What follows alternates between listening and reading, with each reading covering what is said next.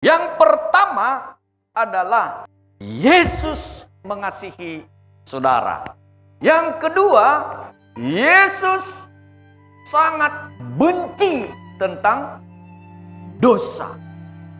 Karena itu kita lihat dulu dalam Yohanes pasal 3 ayat 14, 15, 16 dan nanti akan dilanjut dengan 1 Korintus pasal yang ke-6. Kristus datang ke dalam dunia itu adalah untuk menunjukkan kasihnya kepada manusia. Allah menjadi manusia yang bisa datang kepada Allah. Maka jalan satu-satunya dia harus menjadi manusia. Dia sangat mengasihi manusia itu. Dia tidak mengasihi binatang. Dia tidak mengasihi ciptaan lain. Bahkan dia tidak mengasihi malaikatnya. Tetapi dia mengasihi manusia. Kenapa dia mengasihi manusia? Karena dia menciptakan manusia itu dengan apa? Segambar dan serupa.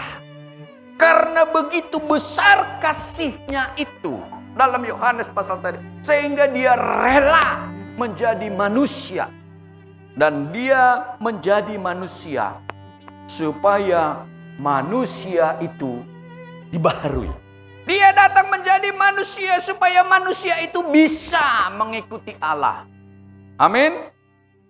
Dia menjadi manusia itu supaya manusia itu bisa melakukan perintah Allah.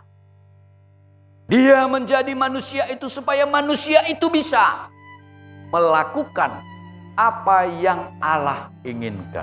Tetapi yang terutama adalah manusia itu bisa melakukan kehendak Allah. Karena manusia di luar Yesus Kristus, manusia akan binasa. Kemudian orang bilang, kenapa bisa di luar Yesus Kristus manusia binasa? Karena orang yang menerima Yesus Kristus, ketika dia percaya kepada Yesus, kemudian dia mengundang dia di dalam hidupnya. Maka Yesus berkata, barang siapa percaya kepadanya akan diberikan apa? Roh Kudus. Roh Kudus itu diberikan supaya apa? Dia mendampingi kita. Dia memberikan kita kuasa. Makanya dalam Yohanes 1 ayat 3 ayat 12 apa?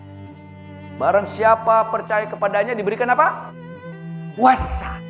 Kita diberi kuasa. Kuasa menjadi anak Allah. Kuasa untuk melawan setan. Maka ketika kita percaya kepada Yesus, roh yang ada padamu lebih besar daripada apa? Kuasa yang ada di dalam dunia ini. 1 Yohanes 4 ayat 4. Inilah rahasia, saudara. Rahasia ini tidak ada diberikan oleh agama apapun di muka bumi ini. Inilah rahasia. Rahasia ini tidak dimiliki oleh siapapun di muka bumi ini. Yang menyelamatkan engkau karena kasih karunia itu. Dan Yesus berkata, barang siapa percaya kepadanya, dia akan diberikan apa? Roh Kudus. Roh Kudus itu ketika Yesus datang ke dalam dunia, dia mati. Pada hari ketika dia bangkit, setelah itu dia ada bersama-sama dengan murid. Setelah itu dia naik ke surga. Kemudian Roh Kudus turun. Roh Kudus dari mana? Dari surga. Roh Kudus itu diberikan kepada setiap orang yang percaya kepada dia. Dan ketika Roh Kudus itu diberikan kepada orang percaya kepada dia, dia tinggal di dalam orang itu. Efesus pasal 2 dikatakan Roh Kudus itulah memeteraikan orang itu dan diam bersama-sama dengan orang percaya. Ketika engkau meninggalkan dunia ini, maka Roh Kudus yang datang dari surga itu tadi akan membawa engkau ke surga. Amin. Sekarang sudah tahu surga di mana? Kalau belum, terima Yesus. Percaya kepada Roh Kudus. Dia akan bersama dengan engkau. Dia akan membawa engkau besar. Dan tidak akan mungkin kesasar. Tidak mungkin engkau bisa berjalan ke tempat yang lain. Makanya di luar Yesus tidak mungkin orang memperoleh keselamatan. Karena syarat untuk bisa menerima Roh Kudus harus menerima Yesus. Amin. Karena Allah mengasihimu, Allah mengasihi saya. Dia memberikan Roh itu. Dia mengasihi engkau. Sekalipun engkau dan saya jeleknya enggak karuan. Sekalipun kita ini tidak layak menurut manusia. Sekalipun menurut orang ini kita tidak diperhitungkan. Sekalipun kita ini tidak ada nilainya bagi orang. Tetapi Allah berkata, aku mengasihi engkau dengan kasih yang kekal. Aku mengasihi engkau dengan kasih kekal. Dan aku melanjutkan kasihku itu kepadamu. Dan Yesus menunjukkan itu kepada Anda dan saya. Dan keselamatan itu Tuhan pakai gereja untuk berita keselamatan. Saudara, karena itu terima Dia, karena Dia mengasihi. Supaya engkau tidak sia. Saya tidak tahu jemaat. Ada jemaat itu dari kecil sampai tua sudah Kristen. Ada orang baru percaya tiba-tiba masuk Kristen. Pengalaman saya melayani orang, pengalaman saya menasehati orang, yang paling susah berubah itu siapa? Orang Kristen dari lahir. Sangat sulit orang Kristen dari lahir itu lahir baru. Sangat sulit. Sangat sulit orang Kristen dari lahir itu terima Kristus pribadi. Sangat sulit. Dan banyak orang berpikir ketika aku sudah Kristen aku sudah selamat. Oh, bukan begitu kawan. Bukan begitu. Kalau engkau tidak terima Dia sungguh-sungguh lahir baru, engkau tidak akan menerima Roh Kudus itu. Tidak akan itu. Bukan berarti engkau lahir tiba-tiba menjadi, oh Roh Kudus langsung kasih kamu. Tidak. Percaya deh. Makanya yang paling susah berubah itu adalah orang Kristen yang lahir dari kecil. Dinasehati tidak bisa. Diajari dia mengajari balik. Itu pengalaman saya. Pengalaman Ibu Gembala dan lain saya tidak tahu. Tapi saya rindu. Kita kalau ada seperti itu. Di sini harus berubah, bertobat. Karena Kristen agama tidak jaminan. Yang menjamin itu adalah ketika engkau bertemu dengan Yesus. Engkau lahir kembali. Karena Kristen itu banyak sekali orang tak karu-karuan. Maka kita lihatlah dalam 1 Korintus pasal 6. Tadi sudah kita baca. Yang dinasihati oleh Rasul Paulus ini adalah orang Kristen. Orang yang sudah menyatakan percaya kepada Yesus. Maka orang-orang Korintus yang dinasihati oleh Paulus adalah orang-orang Kristen yang suka berantem.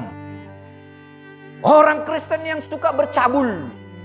Orang Kristen yang suka menyembah berhala. Tidak ada perbedaan dia dengan orang dunia. Tidak ada perbedaan dia dengan orang-orang yang tidak mengenal Kristus. Itulah orang Korintus itu. Maka Paulus menasehatkan kepada mereka, janganlah sesat. Kenapa Paulus katakan jangan sesat? Karena banyak sekali ajaran-ajaran orang Kristen pada masa itu dan sekarang mengatakan kalau kamu Kristen, engkau percaya Yesus, kau pasti masuk surga. Sekali kamu masuk surga tidak akan masuk neraka. Paulus katakan bukan begitu, jangan sesat. Orang cabul, penyembah berhala, orang berzina, ya, banci. Itu banci itu tahu. Mirip-mirip LGBT. Pemburit, pencuri, Kikir, tahu kikir? Hah? Pelit. Orang sini bilang apa? Medit. Nah, itu dia. Saya udah ketemu orang-orang begini. Medit. Fitnah. Nah, ini yang paling pemabuk. Oh, sini mungkin gak ada pemabuk ya. Fitnah, penipu. Tidak akan mendapat bagian dalam kerajaan Allah. Ingat itu. Tidak main-main saudara. Ini firman Tuhan. Mau terima dengan lapang dada? Kalau engkau melakukannya karena Allah mengasihi Yesus katakan, aku mengasihi engkau dengan kasih yang kekal. Kalau ada itu, bertobat. Waktu masih ada. Dan kesempatan itu tidak selalu datang 2 kali. Tidak selalu datang. Karena kerajaan Allah itu adalah mahal. Jangan orang bilang kerajaan Allah itu murah. Kerajaan Allah itu mahal. Tidak bisa engkau beli dengan apapun. Dengan hartamu tidak bisa. Dengan tenagamu tidak bisa. Ketika engkau masuk di dalamnya, kalau sudah pintu itu tertutup, engkau meraung-raung ingin memperbaiki diri, tidak ada lagi kesempatan. Selagi engkau masih mendengar dan engkau bisa mencerna, terima dia dan bertobat. Kalau engkau sudah bertobat, engkau sudah sungguh-sungguh mengasihi dia, kasihi dia, layani dia dengan segenap hatimu, segenap jiwamu, segenap akal budimu. Amin. Kasih. Saya pergi keliling-keliling penginjilan. Itu karena kasih. Apakah ada orang membiayai saya? Tidak.